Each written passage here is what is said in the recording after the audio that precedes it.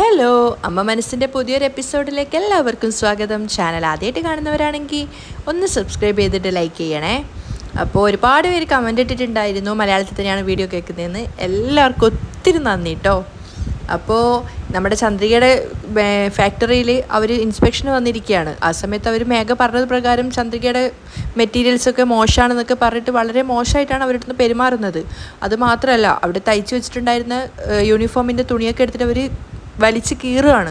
അത് കണ്ടിട്ട് സിദ്ധാർത്ഥന് സഹിക്കാനാവുന്നില്ല. അവ പറയുന്നുണ്ട്, ഇതുപോലെ വലിച്ചു കീറിയ ഏത് തുണിയായാലും കീറിപ്പോവും. അപ്പോൾ അയാളാണെങ്കിൽ സിദ്ധാർത്ഥനോട് വളരെ റൂഡായിട്ടാണ് പെരുമാറുന്നത്. ഇങ്ങനെ ഇടയ്ക്കിടയ്ക്ക് കയറി സംസാരിക്കരുത്, ഞാൻ ടെൻഷനാവും, ഇവിടുന്ന് ഇറങ്ങി പോവാൻ നോക്ക്. സർ എന്ന് പറഞ്ഞാൽ നിങ്ങൾ ഇതൊക്കെ ഇങ്ങനെ കീറി മുറിക്കുകയാണ് ചെയ്യുക. ഞങ്ങൾ അങ്ങനെയൊക്കെയാണ് ചെക്ക് ചെയ്യുക. അയാളും വിട്ടുകൊടുക്കുന്നില്ല. നിങ്ങളിവിടെ നിൽക്കേണ്ട ആവശ്യമില്ല, നിങ്ങളോട് പോവാനല്ലേ പറഞ്ഞത് എന്ന് പറഞ്ഞിട്ട് സിദ്ധുവിനോട് മോശമായിട്ട് പെരുമാറിയിട്ട് അയാൾ അടുത്ത ഭാഗം ചെക്കിങ്ങിന് വേണ്ടി പോവുകയാണ്. അപ്പോൾ അയാളുടെ കൂടെ വന്ന ആളും സിദ്ധാർത്ഥിനോട് മോശമായിട്ടാണ് പെരുമാറുന്നത്. മര്യാദയ്ക്ക് ജോലിയും ചെയ്യില്ല, എന്നിട്ട് സംസാരത്തിനൊരു കുറവുമില്ല. സിദ്ധാർത്ഥ് പിന്നീടൊന്നും പറഞ്ഞില്ല. അതിനുശേഷം ആ ഓഫീസർമാരുടെ പിന്നാലെ തന്നെ പോവുകയാണ് സിദ്ധാർത്ഥും മനീഷും. അപ്പോൾ അവർ രണ്ടുപേരും ഫുള്ളായിട്ട് ഒന്നുകൂടെ വീക്ഷിച്ചതിന് ശേഷം തീരെ ക്വാളിറ്റി ഇല്ല, ഒട്ടും വർക്കിൽ അവർക്ക് വൃത്തിയില്ല എന്നൊക്കെയുള്ള രീതിയിലാണ് അനുമാനത്തിലെത്തിയിട്ടുണ്ടായിരുന്നത്. അങ്ങനെ ചന്ദ്രികയുടെ ലക്ഷ്മിയുടെ അടുത്തേക്ക് വന്നപ്പോഴേക്കും സിദ്ധുവും മനീഷും അവിടത്തേക്ക് എത്തിയിട്ടുണ്ടായിരുന്നു. അതിനുശേഷം അയാൾ കൂടെ വന്ന ആളോട് പറയാണ്, ഞാൻ പറയുന്നത് പോലെ റിപ്പോർട്ട് എഴുത്. അപ്പോൾ ചന്ദ്രികയും സിദ്ധുവൊക്കെ ഇങ്ങനെ ആകാംക്ഷയോടെ കേട്ട് നിൽക്കുകയാണ്, എന്തായിരിക്കും അയാൾ പറയാൻ വേണ്ടി പോകുന്ന റിപ്പോർട്ട് എന്ന് വിചാരിച്ചിട്ട്. മെറ്റീരിയൽസ് ഒന്നും ഒരു ക്വാളിറ്റിയുമില്ല. അത് കേട്ട ഉടനെ തന്നെ ചന്ദ്രികയും ലക്ഷ്മിയും സിദ്ധാർത്ഥമൊക്കെ ഇങ്ങനെ ഷോക്കായിട്ട് നിൽക്കുകയാണ്. കാരണം വളരെയധികം നല്ല മെറ്റീരിയൽ നോക്കിയിട്ടാണ് അവർ വാങ്ങിച്ചിട്ടുണ്ടായിരുന്നത്. എന്തോ പകപോക്കുന്നത് പോലെയാണ് ആ ഓഫീസർ പെരുമാറുന്നതെന്ന് അവർക്ക് മനസ്സിലാവുന്നുണ്ടായിരുന്നു. സിദ്ധു അറിയാതെ വിളിച്ചു പോവാണ്, സർ. അപ്പോൾ അയാൾ ബാക്കി കൂടി പറയുകയാണ്, തയ്ക്കാൻ വേണ്ടി കൊണ്ടുവന്ന സ്റ്റിച്ച് ചെയ്യുന്ന നൂല് അല്ലെങ്കിൽ സ്റ്റിച്ച് ചെയ്യുന്ന മെഷീന് ഒന്നിനും യാതൊരു ക്വാളിറ്റിയും ഇല്ല. അപ്പോൾ ഇതിന് നിങ്ങൾ അപ്രൂവലായിട്ടുള്ളൊരു വ്യക്തിയല്ല. അവരെല്ലാവരും ഒരുപോലെ ഷോക്കായിട്ട് നിന്ന സമയത്ത് അയാൾ ആ ഒരു കൂടെ വന്ന ആളോട് പറയുന്നുണ്ട്, ഈ റിപ്പോർട്ട് ചീഫ് ഓഫീസർക്ക് മെയിൽ ചെയ്തേക്ക്. ശരി സർ. അവരെല്ലാവരും ആ ഒരു ഓഫീസറിനോട് കാര്യം പറഞ്ഞെങ്കിലും അയാൾ യാതൊന്നും കേൾക്കുന്നുണ്ടായിരുന്നില്ല. അപ്പോഴേക്കും കൂടെ വന്ന ആൾ അത് മറ്റേ ഓഫീസർക്ക്, ചീഫ് ഓഫീസർക്ക് മെയിൽ ചെയ്തിട്ടുണ്ടായിരുന്നു. വളരെയധികം വിഷമത്തോടെ നിൽക്കുന്ന അവരോടായിട്ട് അയാൾ പറയുകയാണ്, ഇങ്ങോട്ട് നോക്കൂ, ഇൻസ്പെക്ഷൻ ചെയ്തതിൽ സത്യം പറഞ്ഞു കഴിഞ്ഞാൽ എനിക്ക് യാതൊരു സാറ്റിസ്ഫാക്ഷനും ഇല്ല. അതുകൊണ്ട് ചീഫ് ഓഫീസർക്ക് ഞാൻ റിപ്പോർട്ട് ചെയ്തിട്ടാണുള്ളത്. ഇനി ഫർദറായിട്ട് ഒരു തീരുമാനം വരുന്നത് വരെ നിങ്ങൾ ഒരു ജോലിയും ചെയ്യേണ്ടതില്ല. അയാൾ വളരെയധികം കർശനായിട്ടാണ് പറയുന്നത്. എന്താ ചെയ്യേണ്ടതെന്ന് അറിയാത്ത അവസ്ഥയിലാണ് ചന്ദ്രികയും ബാക്കിയുള്ളവരും. മാത്രമല്ല സിദ്ധാർത്ഥ് ചോദിക്കുന്നുണ്ട്, സർ എന്താ സർ ഈ പറയുന്നത്? ഞാൻ എന്താ പറഞ്ഞതെന്ന് നിങ്ങൾക്ക് മനസ്സിലായില്ലേ? ഇൻസ്പെക്ഷനിൽ നിങ്ങൾക്ക് യാതൊരു വിധത്തിലുള്ള അനുകൂലമായിട്ടുള്ള നിലപാടുമല്ല ഞാൻ എടുത്തിട്ടുള്ളത്. അതുകൊണ്ട് നിങ്ങൾ ഈ ഓർഡർ തൃപ്തികരമായിട്ട് ചെയ്യാൻ അർഹരല്ല. ഇനിയും നിങ്ങളിതിൻ്റെ ബാക്കി ജോലി ചെയ്യേണ്ടതില്ല എന്ന്. ചെയ്യാനും പാടില്ല. അയാൾ തീർത്ത് പറഞ്ഞുകൊണ്ട് തൻ്റെ കൂടെ വന്ന ഓഫീസറെയും വിളിച്ചിട്ട് പോവുകയാണ്. എന്താ ചെയ്യേണ്ടതെന്ന് അറിയാത്ത അവസ്ഥയിലാണ് ഇവർ 4 പേരും നിൽക്കുന്നത്. അപ്പോൾ കുറച്ച് സമയം കഴിഞ്ഞപ്പോൾ ചന്ദ്രിക സിദ്ധുവിനോട് ചോദിക്കുകയാണ്, എന്താ സർ ഇവർ എന്തൊക്കെയൊക്കെയോ പറഞ്ഞിട്ടാണല്ലോ പോകുന്നത്? എനിക്കൊന്നും കേൾക്കാൻ പറ്റുന്നില്ല, എനിക്ക് തല ചുറ്റുന്നത് പോലെ തോന്നുന്നു. ചന്ദ്രിക, നീ ഇങ്ങനെ വിഷമിക്കാതെ. അവർ എന്തുകൊണ്ട് ഇങ്ങനെയൊക്കെ സംസാരിച്ചതെന്ന് എനിക്ക് മനസ്സിലാവുന്നില്ല. ലക്ഷ്മിയും കരഞ്ഞുകൊണ്ട് ചോദിക്കുകയാണ്, എന്താ സിദ്ധു ഇതൊക്കെ? രാവും പകലും എന്നില്ലാതെ നമ്മളെല്ലാവരും ഉറക്കവും ഊണും ഒഴിച്ചിട്ടാണ് ഇങ്ങനെയൊക്കെ ചെയ്തത്. എന്നിട്ട് ഇവരൊക്കെ വന്നിട്ട് ഒന്നും ശരിയല്ല എന്നും പറഞ്ഞിട്ട് സാധാരണ വിഷയം പോലെ പറഞ്ഞിട്ട് പോവുകയാണല്ലോ. ലക്ഷ്മി സങ്കടത്തോടെ പറയുന്ന കേട്ടപ്പോൾ മനീഷിനുൾപ്പെടെ സങ്കടം തോന്നുന്നുണ്ടായിരുന്നു. അപ്പോൾ ചന്ദ്രിക കരഞ്ഞുകൊണ്ട് സിദ്ധുവിനോട് പറയാണ്, സർ മെറ്റീരിയൽസൊക്കെ ക്വാളിറ്റി ഉള്ളതാണ്.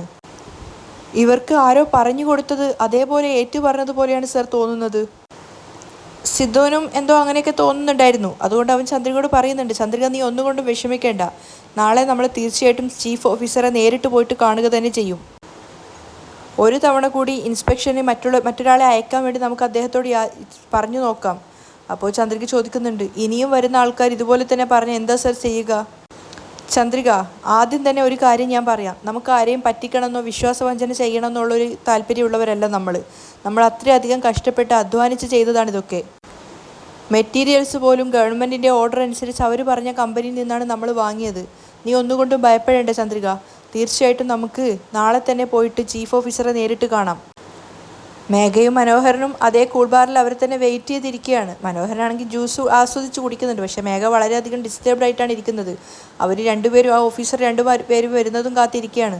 അവൾ മനോഹരനോട് പറയുന്നുണ്ട്, അമ്മാവാ ഇതെന്താ അവർ രണ്ടുപേരെയും കാണുന്നില്ലല്ലോ, ടെൻഷൻ അടിക്കാതിരിക്കും മോളെ, അവരിപ്പോൾ വരും. ആ സമയം കൊണ്ട് തന്നെ അവർ വരുന്നുണ്ടായിരുന്നു. അവരാണെങ്കിൽ സന്തോഷത്തോടെയാണ് വരുന്നത്. ഈ ഒരു കാര്യം മേഘയോട് പറയുകയാണെങ്കിൽ അവൾ ഒരുപാട് സന്തോഷിക്കുന്നതൊക്കെ പറഞ്ഞിട്ടാണ് അവർ വരുന്നത്. അവർ രണ്ടുപേരും വന്ന് മേഘയ്ക്ക് കൈ കൊടുത്തിരുന്നതിന് ശേഷം മേഘ ചോദിക്കുന്നുണ്ട്, ഇന്നലെ ചന്ദ്രികയുടെ ഫാക്ടറിയിൽ പോയതിന് ശേഷം എന്താണ് സർ സംഭവിച്ചത്? ഞങ്ങൾ നിങ്ങൾക്ക് തന്ന വാക്ക് പ്രകാരം അവിടെ ഫെയിലാണെന്നാണ് റിപ്പോർട്ട് കൊടുത്തത് മാഡം. ഇനി അവർ സ്റ്റിച്ച് ചെയ്ത യൂണിഫോം അവർക്ക് ഡെലിവറി ചെയ്യാൻ സാധിക്കില്ല. മേഘയ്ക്ക് പറഞ്ഞറിയിക്കാനാവാത്ത സന്തോഷമായിരുന്നു. അവൾ മനോഹരൻ്റെ മുഖത്തേക്ക് നോക്കി പുഞ്ചിരിക്കുകയാണ്. ഈ പ്രൊജക്റ്റ് നിർത്തിവെക്കാൻ പറഞ്ഞിട്ട് ഹയർ ഓഫീസർക്ക് ഞങ്ങൾ റിപ്പോർട്ട് മെയിൽ അയച്ചിട്ടുണ്ട്. മേഘ അതിശയത്തോടെയാണ് കേട്ടു നിൽക്കുന്നത്. സൂപ്പർ സർ, ഞാൻ പറഞ്ഞതിനേക്കാളും അധികം ചെയ്തുവല്ലോ. ഞങ്ങൾ ചോദിക്കുമ്പോഴൊക്കെ നിങ്ങൾ പണം തരുമ്പോൾ ഇതുപോലും ചെയ്തിട്ടില്ലെങ്കിൽ പിന്നെ എങ്ങനെയാ മാഡം? ഇനി ഈ ജന്മത്തിൽ അവർക്ക് ഒരു ഗവൺമെൻറ് ടെൻഡർ പോലും കിട്ടില്ല. Very good sir. എനിക്കിത് കേട്ടപ്പോൾ തന്നെ വല്ലാത്ത സന്തോഷം തോന്നുവാണ്. പിന്നെ നമ്മൾ മീറ്റ് ചെയ്ത കാര്യം ചന്ദ്രികയും സിദ്ധാർത്ഥും അങ്ങനെ ആരും അറിയാൻ പാടില്ല.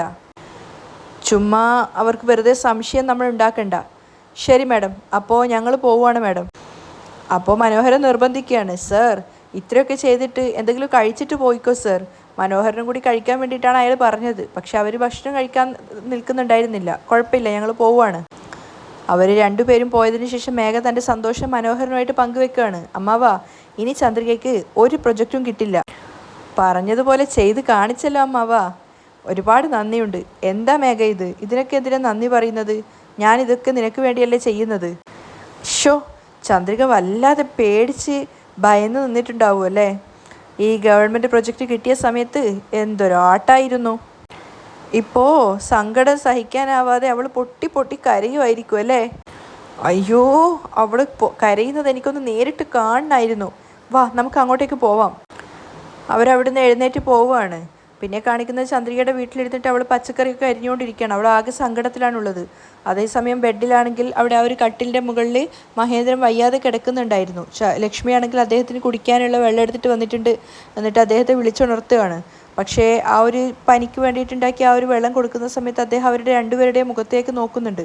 എന്നിട്ട് ലക്ഷ്മിയോടായിട്ട് ചോദിക്കുന്നുണ്ട്, എന്തെങ്കിലും കുഴപ്പമുണ്ടോ? നിൻ്റെ മുഖം എന്തെന്തോ വയ്യാത്തതുപോലെ. ഇന്നലെ മുതലേ ഞാൻ നിങ്ങളെ രണ്ടുപേരെയും ശ്രദ്ധിക്കുകയാണ്. എന്തോ ഒരു പ്രശ്നമുള്ളതുപോലെ എനിക്ക് തോന്നുന്നു. അപ്പോൾ ചന്ദ്രികയെ നോക്കുവാണ് ലക്ഷ്മി. അപ്പോൾ ചന്ദ്രിക മുഖം കൊണ്ട് പറയുന്നുണ്ട്, വേണ്ട, അച്ഛനോട് പറയരുത് എന്ന്. ഏയ് ഒന്നുമില്ല ഏട്ടാ, ഞങ്ങൾ നന്നായിട്ടാണല്ലോ ഉള്ളത്. അയ്യോ, നിൻ്റെ മുഖത്തും ചന്ദ്രികയുടെ മുഖത്തും ഒരു സന്തോഷവും ഇല്ല. എന്താണ് പ്രശ്നം? ചന്ദ്രികയാണ് പറയുന്നത്. അച്ഛാ, ഒന്നുമില്ല. നിങ്ങൾക്ക് സുഖമില്ലാത്തത് കാരണമാണ് ഞങ്ങളുടെ മുഖം ഇങ്ങനെ വിഷമിച്ചിരിക്കുന്നത്. എന്തോ നിങ്ങൾ രണ്ടുപേരും മറച്ചു വെക്കുകയാണ്. നിങ്ങൾക്ക് തന്നെ അത് എപ്പോഴാണ് പറയേണ്ടത് എന്ന് തോന്നുന്നത് അപ്പം പറഞ്ഞാൽ മതി. അവർ രണ്ടുപേരും സങ്കടത്തോടെ മുഖത്തോട് മുഖം നോക്കുവാണ്. അപ്പോഴേക്കും സിദ്ധാർത്ഥ് അങ്ങോട്ടേക്ക് കയറി വന്നിട്ട് നേരെ ചന്ദ്രികയോട് പറയാണ്, ചന്ദ്രിക, ഞാൻ ഇപ്പോഴാണ് ചീഫ് ഓഫീസറെ നേരിട്ട് കണ്ടിട്ട് വരുന്നത്. എല്ലാ കാര്യങ്ങളും ഞാൻ അദ്ദേഹത്തോട് പറഞ്ഞു. ഇന്നലെ നമ്മുടെ കമ്പനിയിൽ ഓഫീസേഴ്സ് അവിടെ ഇൻസ്പെക്ഷൻ വന്നിരുന്നുവല്ലോ. അവർ എല്ലാം ചെക്ക് ചെയ്തതിന് ശേഷം ഫെയിൽഡ് എന്ന് റിപ്പോർട്ട് കൊടുത്തുവല്ലോ. ആ മുഴുവൻ കാര്യങ്ങളും ഞാൻ ചീഫ് ഓഫീസറുടെ അടുത്ത് തെളിവായിട്ട് പറഞ്ഞു കൊടുത്തു. അതൊക്കെ കേട്ടിട്ട് ഇങ്ങനെ മഹേന്ദ്രൻ അതിശയിച്ച് നിൽക്കുകയാണ്. ഈ സംഭവങ്ങളൊന്നും അയാൾ അറിഞ്ഞിട്ടുണ്ടായിരുന്നില്ല. അച്ഛൻ അറിഞ്ഞല്ലോ എന്ന് ആലോചിച്ചിട്ടുള്ള ടെൻഷനിലാണ് ചന്ദ്രികയും അതുപോലെ ലക്ഷ്മിയും. അയാളിങ്ങനെ ഷോക്കായിട്ട് നിൽക്കുകയാണ്. അയാളത് അറിഞ്ഞതിൻ്റെ സങ്കടത്തിലാണുള്ളത് ചന്ദ്രിക. അപ്പോൾ ഇതൊന്നും അറിയാതെയാണ് സിദ്ധാർത്ഥ് സംസാരിക്കുന്നത്. ഞാൻ നാളെ നേരിട്ട് വന്നിട്ട് അവിടെ ഇൻസ്പെക്ഷൻ നടത്താൻ അദ്ദേഹം പറഞ്ഞിട്ടുണ്ട്. ചന്ദ്രിക, ഇപ്പോൾ വരാൻ വേണ്ടി പോകുന്ന ഓഫീസർ ഹോണസ്റ്റ് ആയിട്ടുള്ളൊരു ഓഫീസറാണ്. അദ്ദേഹം സത്യസന്ധനായതുകൊണ്ട് തന്നെ നമുക്ക് അനുകൂലമായിട്ടുള്ളൊരു വിധി തന്നെയാണ് വരിക. അപ്പോഴാണ് മഹേന്ദ്രൻ ചന്ദ്രികയോട് ചോദിക്കുന്നത്, എന്താ ചന്ദ്രിക, ഇൻസ്പെക്ഷൻ വന്നപ്പോൾ ഫെയിലായി എന്നൊക്കെയാണല്ലോ സിദ്ധാർത്ഥ് പറയുന്നത്. ഇത്രയും വലിയൊരു വിഷയം എന്തുകൊണ്ടാണ് നിങ്ങൾ രണ്ടുപേരും എൻ്റെ അടുത്ത് നിന്ന് മറച്ചു വെച്ചത്? സിദ്ധാർത്ഥ്, എന്താ നടന്നതെന്ന് നീയെങ്കിലും പറയൂ. അത് സിദ്ധു ആകെ പതറി നിൽക്കുകയാണ്. അവൻ ചന്ദ്രികയെ നോക്കിയപ്പോൾ ചന്ദ്രിക കണ്ണുകൊണ്ട് പറയുന്നുണ്ട്, പറയല്ലേ എന്ന്. അപ്പോൾ മഹേന്ദ്രൻ തന്നെ പറയുകയാണ്, നീ ചന്ദ്രികയെ നോക്കണ്ട, എന്താ സംഭവിച്ചതെന്ന് എന്നോട് വ്യക്തമായിട്ട് പറയൂ. അങ്ങനെ സിദ്ധാർത്ഥ് സംഭവിച്ച കാര്യങ്ങളൊക്കെ മഹേന്ദ്രന് വിവരിച്ചു കൊടുക്കുകയാണ്. ഇന്നലെ ഓഫീസിൽ ആ 2 ഓഫീസർമാർ വന്നതും അവർ അവിടെ വെച്ചിട്ട് ഇവരുടെ മെറ്റീരിയൽ ക്വാളിറ്റി ഇല്ലയെന്നും അതുപോലെ തയ്ക്കാൻ ആവശ്യത്തിനുള്ള ആൾക്കാരില്ലയെന്നും അവരുടെ ഫാക്ടറി ആവശ്യത്തിന് വലിപ്പമില്ല എന്നൊക്കെ പറഞ്ഞിട്ട് ആ ഒരു ഇൻസ്പെക്ഷൻ വന്നത് പ്രകാരം അതവർ റിജക്റ്റ് ചെയ്തതായ കാര്യങ്ങൾ മുഴുവനായിട്ട് പറഞ്ഞു കൊടുക്കുകയാണ്. അവർ ആ മെറ്റീരിയൽ വലിച്ചു കീറിയതുൾപ്പെടെ എല്ലാ കാര്യങ്ങളും മഹേന്ദ്രനെ പറഞ്ഞു കൊടുക്കുകയാണ്. മുഴുവൻ കേട്ടതിന് ശേഷം മഹേന്ദ്രൻ ലക്ഷ്മിയോട് പറയുന്നുണ്ട്, ഇത്രയും വലിയ കാര്യങ്ങൾ സംഭവിച്ചിട്ട് നിങ്ങൾ രണ്ടുപേരും എന്തുകൊണ്ടാണ് എന്നോട് പറയാതിരുന്നത്? അച്ഛാ, നിങ്ങൾ സുഖമില്ലാതെയല്ലേ ഇരിക്കുന്നത്, അതുകൊണ്ടാണ് അച്ഛാ പറയാതിരുന്നത്. നാളെ വരുന്ന ഓഫീസറും ഇൻസ്പെക്ഷനിൽ ഫെയിലാക്കി കഴിഞ്ഞ് എന്താ ചെയ്യുക? അപ്പോൾ സിദ്ധു പറയുന്നുണ്ട്, അദ്ദേഹത്തെക്കുറിച്ച് ഞാൻ നന്നായിട്ട് അന്വേഷിച്ചു. അദ്ദേഹം നല്ലൊരു സത്യസന്ധനായ മനുഷ്യനാണ്. അങ്ങനെയാണെങ്കിൽ ഇന്നലെ വന്ന ഓഫീസർമാർക്ക് മേഘ പണം കൊടുത്ത് ഈ ഒരു ഇൻസ്പെക്ഷനിൽ ഫെയിലാക്കിയതാണെന്നാണോ നിങ്ങൾ പറഞ്ഞു വരുന്നത്? അങ്കിൾ, ഒരുപക്ഷെ മേഘ പണം കൊടുത്തിട്ട് അവരെ കൊണ്ട് അങ്ങനെ പറയിപ്പിച്ചതായിക്കൂടെ? അല്ലാത്ത പക്ഷം ചില ഓഫീസർമാർ വന്നു കഴിഞ്ഞാൽ കൈക്കൂലിക്ക് വേണ്ടിയിട്ട് ഇതുപോലെയൊക്കെ പറയാറുണ്ട്. ശരി, ആയിക്കോട്ടെ. പക്ഷെ നാളെ വരുന്ന ഇൻസ്പെക്ഷന് വരുന്ന ഓഫീസറും ഇതുപോലെ റിജക്റ്റ് ചെയ്തു കഴിഞ്ഞാൽ എന്ത് ചെയ്യും? അങ്കിൾ, അങ്ങനെ സംഭവിക്കാനുള്ള ഒരു വഴിയുമില്ല. ഗവൺമെൻറ് പറഞ്ഞത് പ്രകാരം അവരുടെ ആ ഒരു ടെൻഡർ ആയതുകൊണ്ട് തന്നെ ഞങ്ങൾ ഓരോ കാര്യങ്ങളും ശ്രദ്ധിച്ച് ചെയ്തതാണ്. അതുകൊണ്ട് നാളെ വരുന്ന ഇൻസ്പെക്ഷനെ ഒരിക്കലും റിജക്റ്റ് ചെയ്യാനുള്ള സാധ്യത ഇല്ല അങ്കിൾ. അത് കേട്ട സമയത്ത് മഹേന്ദ്രന് വല്ലാത്ത സങ്കടം തോന്നുവാണ്. അയാൾ പറയുന്നുണ്ട്, ശരി മോനെ, നിങ്ങൾ ഇത്രയധികം വിശ്വാസത്തോടെ നിൽക്കുമ്പോൾ തീർച്ചയായിട്ടും എല്ലാം നല്ലത് മാത്രം സംഭവിക്കട്ടെ. ഓരോ പ്രാവശ്യവും പരാജയം സംഭവിച്ചുകൊണ്ടേ ഇരിക്കുന്നതിൻ്റെ നിരാശ അവരിലെല്ലാവരുടെയും മുഖത്തുണ്ടായിരുന്നു. പിറ്റേന്ന് ഫാക്ടറിയിൽ വന്നിട്ട് തയ്ക്കുകയാണ് ചന്ദ്രിക. അവളുടെ മുഖത്തൊട്ടും തന്നെ സന്തോഷം ഉണ്ടായിരുന്നില്ല. പാക്കിങ്ങിൻ്റെ തിരക്കിലാണ് ലക്ഷ്മിയും അതുപോലെ മഹേന്ദ്രനും ഒക്കെ. അപ്പോൾ മഹേന്ദ്രൻ സങ്കടത്തോടെ ലക്ഷ്മിയോട് ചന്ദ്രികയെ നോക്കിക്കൊണ്ടേ നിൽക്കുകയാണ്. എന്നിട്ട് ലക്ഷ്മിയോട് പറയുന്നുണ്ട്, ലക്ഷ്മി, എൻ്റെ മനസ്സിനൊട്ടും ഒരു സമാധാനവുമില്ല. എന്താ ഏട്ടാ? ചന്ദ്രിക രാവും പകലും ഇല്ലാതെ കഷ്ടപ്പെട്ടിട്ട് ഉറക്കുപോലും ഒഴിവാക്കിയിട്ടാണ് ജോലി ചെയ്തുകൊണ്ടിരിക്കുന്നത്. എന്നാൽ ആ ഓഫീസർമാർ വന്നിട്ട് ഒരു ദയാദാക്ഷിണ്യവും ഇല്ലാതെ എല്ലാം റിജക്റ്റ് ചെയ്തിട്ട് പോയി. സിദ്ധാർത്ഥ് വലിയ ഓഫീസറെ കൂട്ടിയിട്ട് വരാമെന്ന് പറഞ്ഞ് പോയിട്ടുണ്ട്. പക്ഷെ അദ്ദേഹം എന്താ പറയാമെന്ന് അറിയില്ല. അത് ആലോചിക്കുമ്പോൾ തന്നെ വല്ലാത്ത ഭയം തോന്നുവാണ്. മനസ്സ് വല്ലാതെ മിടിച്ചുകൊണ്ടേ ഇരിക്കുകയാണ്. നിങ്ങൾ എന്തിനാട്ടെ ഇങ്ങനെ ഭയപ്പെടുന്നത്? എല്ലാം നല്ലതായിട്ടേ ഭവിക്കുള്ളൂ. ചന്ദ്രിക ഓരോ ജോലിയും സത്യസന്ധമായിട്ടാണ് ചെയ്തിട്ടുള്ളത്. അന്ന് ഇൻസ്പെക്ഷന് വന്ന ഓഫീസർ ആരോ പറഞ്ഞതുപോലെയാണ് പറഞ്ഞിട്ടുണ്ടായിരുന്നത്. എന്തുകൊണ്ടാണ് അവർ റിജക്റ്റ് ചെയ്തതെന്ന് ഞങ്ങൾക്ക് ആർക്കും മനസ്സിലായിട്ടില്ല. ഇന്ന് വരുന്ന ഓഫീസർ തീർച്ചയായിട്ടും നമ്മളെ സക്സസ് ആക്കുമെന്ന് തന്നെയാണ് എനിക്ക് വിശ്വാസം. അപ്പോൾ മഹേന്ദ്രനും പറയുന്നുണ്ട്, ഒരുപക്ഷെ അതിൽ നമ്മൾ വിജയിച്ചേക്കാം. പക്ഷേ നമ്മുടെ മകളെ ചന്ദ്രിക അപ്പോഴേക്കും വലിയൊരു രോഗിയായി മാറിയിട്ടുണ്ടാവും. ഈ ഓർഡറിൽ വിശ്വസിച്ചിട്ടാണ് നമ്മൾ ബാങ്കിൽ നിന്ന് ഒരുപാട് ലോൺ എടുത്തിട്ടുള്ളത്. ഇത് റിജക്റ്റ് ആയി കഴിഞ്ഞാൽ ബാങ്കിലുള്ള ഒരു കടവും നമുക്ക് വീട്ടിൽ തീർക്കാൻ സാധിക്കില്ല. എല്ലാം വെറുതെ ആയിപ്പോവും. അങ്ങനെ ഒരു അവസ്ഥ ദൈവം നമുക്ക് തരില്ല ഏട്ടാ. അങ്ങോട്ട് നോക്ക് നിങ്ങൾ. ചന്ദ്രിക എത്രത്തോളം വിശ്വാസത്തോടെയാണ് ജോലി ചെയ്തുകൊണ്ടിരിക്കുന്നത്. ആ സമയത്ത് ചന്ദ്രിക ജോലി ചെയ്തവരെയൊക്കെ അവിടത്തേക്ക് കൂട്ടി വിളിക്കുകയാണ്. ഒരു നിമിഷം എല്ലാവരും ഇങ്ങോട്ടേക്ക് വന്നു. ആ സമയത്ത് ലക്ഷ്മി മഹേന്ദ്രനോട് പറയുന്നുണ്ട്, അവളുടെ വിശ്വാസം ഒരിക്കലും വീണു പോവില്ല. ചന്ദ്രിക അവരോടൊക്കെ എന്തൊക്കെയോ സംസാരിക്കുകയാണ്. ആ സമയത്ത് സിദ്ധാർത്ഥ് ആ ഒരു വലിയ ഓഫീസറേയും കൂട്ടിയിട്ടാണ് വന്നിട്ടുണ്ടായിരുന്നത്. മുൻപ് ചന്ദ്രികയുടെ സത്യസന്ധത മനസ്സിലാക്കാൻ വേണ്ടി ശ്രമിച്ച അതേ ഓഫീസർ തന്നെയായിരുന്നു. അപ്പോൾ അയാൾ വന്ന സമയത്ത് സിദ്ധാർത്ഥ് മെറ്റീരിയൽസൊക്കെ അയാൾക്ക് കാണിച്ചു കൊടുക്കുകയാണ്. അവരെ എല്ലാവരെയും അദ്ദേഹത്തിന് സിദ്ധാർത്ഥ് പരിചയപ്പെടുത്തി കൊടുക്കുകയാണ്. അതിനുശേഷം അദ്ദേഹത്തോട് മെറ്റീരിയൽസ് പരിശോധിക്കാൻ പറഞ്ഞ സമയത്ത് റോ മെറ്റീരിയൽസ് മുഴുവനായിട്ട് എടുത്തുകൊണ്ടുവരാൻ അദ്ദേഹം ആവശ്യപ്പെടുന്നുണ്ട്. അങ്ങനെ മുഴുവൻ മെറ്റീരിയൽസ് നോക്കിയതിന് ശേഷം അദ്ദേഹം സിദ്ധാർത്ഥിനോടായിട്ടും ബാക്കിയുള്ളവരോടായിട്ട് പറയുന്നുണ്ട്, മെറ്റീരിയൽസൊക്കെ നല്ല ഗുണനിലവാരമുള്ളതാണ്. സ്റ്റിച്ച് ചെയ്ത മെറ്റീരിയൽസൊക്കെ എടുത്തു കൊടുക്കാൻ പറയുകയാണ്, യൂണിഫോമുകൾ. അപ്പോൾ ചന്ദ്രിക അതൊക്കെ കൊണ്ടുവന്ന് കൊടുക്കുന്നുണ്ട്. അവർ 3 പേരും വിശദമായിട്ടാണ് പരിശോധിക്കുന്നത്. ആ സമയത്ത് ചന്ദ്രിക ഭയത്തോടെ നിൽക്കുമ്പോൾ സിദ്ധാർത്ഥ് പറയുന്നുണ്ട്, ചന്ദ്രിക ഒന്നുകൊണ്ട് ഭയപ്പെടേണ്ട, ഒക്കെ നന്നായിട്ടേ വരുള്ളൂ. അപ്പോൾ അദ്ദേഹം അതിനുശേഷം വെള്ളത്തിലിട്ടിട്ട് ജസ്റ്റ് ഒന്ന് മെറ്റീരിയൽ നോക്കാൻ വേണ്ടിയിട്ട് വെള്ളം എടുത്ത് കൊടുക്കാൻ പറഞ്ഞപ്പോൾ വേഗം മനീഷ് പോയിട്ട് വെള്ളം എടുത്തുകൊണ്ട് വരുവാണ്. യൂണിഫോം വെള്ളത്തിലിട്ട സമയം കൊണ്ട് അദ്ദേഹം മെറ്റീരിയൽസൊക്കെ വാങ്ങിച്ച ബില്ലൊക്കെ ആവശ്യപ്പെടുകയാണ്. അങ്ങനെ മനീഷ് അതൊക്കെ എടുത്തുകൊണ്ട് വന്ന് കൊടുക്കുന്നുണ്ട്. സിദ്ധാർത്ഥ് വാങ്ങിച്ച ബില്ലുകളൊക്കെ അദ്ദേഹത്തിന് കാണിച്ചു കൊടുക്കുന്ന സമയത്ത് അദ്ദേഹം അതൊക്കെ പരിശോധിക്കുന്നുണ്ടായിരുന്നു. കൂടെ വന്ന 2 ഓഫീസർമാരും ചേർന്നിട്ട് ഒക്കെ അവർ ശ്രദ്ധിച്ച് നോക്കുന്നുണ്ടായിരുന്നു. കാരണം ഇതിന് മുൻപ് ഒരു കംപ്ലയിൻറ്റ് വന്നതുകൊണ്ട് തന്നെ എല്ലാ ഭാഗങ്ങളും ആ മെറ്റീരിയൽസിൻ്റെ ബില്ലിന് ആ ഒരു സ്ഥലത്ത് വിളിച്ചിട്ട് അവിടെ തന്നെയാണോ മെറ്റീരിയൽസ് വാങ്ങിച്ചതെന്നൊക്കെ അന്വേഷിച്ചു. അതിനുശേഷം ഫാക്ടറി മുഴുവൻ അവർ ചുറ്റി നടന്നിട്ടുണ്ടായിരുന്നു. അപ്പോഴേക്കും ആ വെള്ളത്തിലിട്ട തുണി എങ്ങനെ ഉണ്ട് നോക്കാൻ വേണ്ടിയിട്ട് അയാൾ വന്ന് എന്നിട്ട് വീണ്ടും എടുത്ത് നോക്കുന്ന സമയത്ത് മെറ്റീരിയലൊക്കെ വളരെ നല്ല ക്വാളിറ്റി ഉള്ളതാണ്. അപ്പോൾ ചന്ദ്രികയോടായിട്ട് പറയുന്നുണ്ട്, മെറ്റീരിയലൊക്കെ വളരെയധികം ഗുണനിലവാരമുള്ളതാണ്. അതുപോലെ തന്നെ നിങ്ങളുടെ സ്റ്റിച്ചിങ്ങും സാറ്റിസ്ഫാക്ഷൻ ഉള്ളത് തന്നെയാണ്.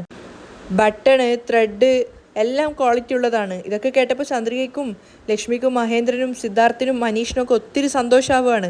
കാരണം റിജക്റ്റ് ചെയ്തെടുത്തുനിന്നാണ് അവർ വീണ്ടും സക്സസ് ആയത്. ഫെയിലായെന്ന് വിചാരിച്ച കാര്യത്തിൽ സക്സസ് ആയപ്പോൾ അവരെല്ലാവരും സന്തോഷത്തോടെ നിൽക്കുകയാണ്. അപ്പോൾ അയാൾ പറയുന്നുണ്ട്, ഇതിനു മുമ്പ് വന്ന ആ ഒരു ഇൻസ്പെക്ഷന് വന്ന ഓഫീസേഴ്സ് എന്തുകൊണ്ടാണ് ഇത് ഫെയിൽ ചെയ്തതെന്ന് ഞാനൊന്ന് അന്വേഷിച്ച് നോക്കട്ടെ. അല്ലാത്ത പക്ഷം നിങ്ങൾ ജോലി നിർത്തിവെക്കേണ്ട ആവശ്യമൊന്നുമില്ല, നിങ്ങൾ ബാക്കി കണ്ടിന്യൂ ചെയ്തോളൂ. അത് കേട്ടപ്പോഴാണ് ചന്ദ്രയ്ക്ക് ശരിക്കും സമാധാനമായത്. പറഞ്ഞ ദിവസം തന്നെ യൂണിഫോം ഒക്കെ ഡെലിവറി ചെയ്തോളൂ. അത് കേട്ടപ്പോൾ എല്ലാവരും സന്തോഷത്തിലാണുള്ളത്. അവരുടെ അത്രയും നാളത്തെ അധ്വാനമായിരുന്നു ഇന്നലത്തെ ഒരു ദിവസം കൊണ്ട് നഷ്ടപ്പെടുമായിരുന്നത്. അപ്പോൾ തിരിച്ചു കിട്ടിയതിൻ്റെ സന്തോഷത്തിലാണ് അവരെല്ലാവരും ഉള്ളത്. എല്ലാവരും ദൈവത്തിനെ സ്തുതിക്കുകയാണ്. ആ സമയത്ത് തന്നെ ചന്ദ്രിക ചോദിക്കുന്നുണ്ട്, ഒരുപാട് നന്ദിയുണ്ട് സർ, ഇനി ഒരു പ്രശ്നം ഉണ്ടാവില്ലായിരിക്കും അല്ലേ സർ? ഒരു പ്രശ്നവും ഇനി ഉണ്ടാവില്ല ചന്ദ്രിക. നിങ്ങളുടെ വർക്കും നിങ്ങളുടെ മെറ്റീരിയൽസൊക്കെ നല്ല ക്വാളിറ്റി ഉള്ളതാണ്. നിങ്ങൾ വളരെ ആത്മാർത്ഥതയോടുകൂടിയാണ് എല്ലാ ജോലിയും ചെയ്യുന്നത്. അത് കേട്ട സമയത്ത് എല്ലാവർക്കും ഒരുപോലെ സമാധാനമാവുകയാണ്. അവിടെയാണ് ഇന്നത്തെ എപ്പിസോഡ് വൈൻഡപ്പ് ചെയ്യുന്നത്.